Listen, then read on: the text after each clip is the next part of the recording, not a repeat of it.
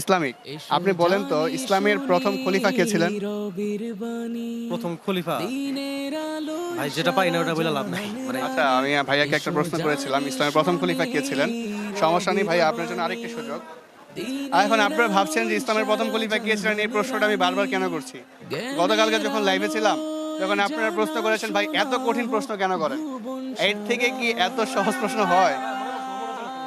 আহ, ওমর রাদিয়াল্লাহু তাআলা আনহু খলিফা ছিলেন, কিন্তু ইসলামের প্রথম খলিফা কে ছিলেন? প্রথম খলিফা এখন আর খেয়াল আসতেছে না, সমস্যা নেই, আপনার জন্য পরবর্তী আরেকটা প্রশ্ন দিলাম।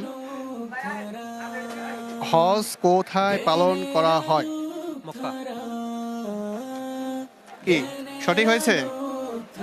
আমি বললাম না, বলেন তো নবী সাল্লাল্লাহু আলাইহি ওয়াসাল্লামের জন্ম কোথায় হয়েছিল?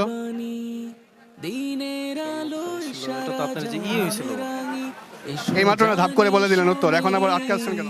হ্যাঁ এটা তো মক্কাই হবে এটা মক্কায় হবে না? আপনি তো একটা ঢিল মারলেন একটা। এটা মক্কাই শিওর জি মক্কায়? দর্শক, আমরা কি তাকে গিফট দিব? তাক, উনি হয়তো বড় গিফটটা পাবেন না, কিন্তু আপনার জন্য আমাদের ছোট্ট একটা গিফট, আপনি প্রথমতটা পারেননি তাই। আপনি কোন বইটি পেয়েছেন আমাদের দেখেন। হযরত ইব্রাহিম আলাইহিস সালামের জীবনী পেয়েছেন, আলহামদুলিল্লাহ। ভালো থাকবেন, আসসালামু আলাইকুম।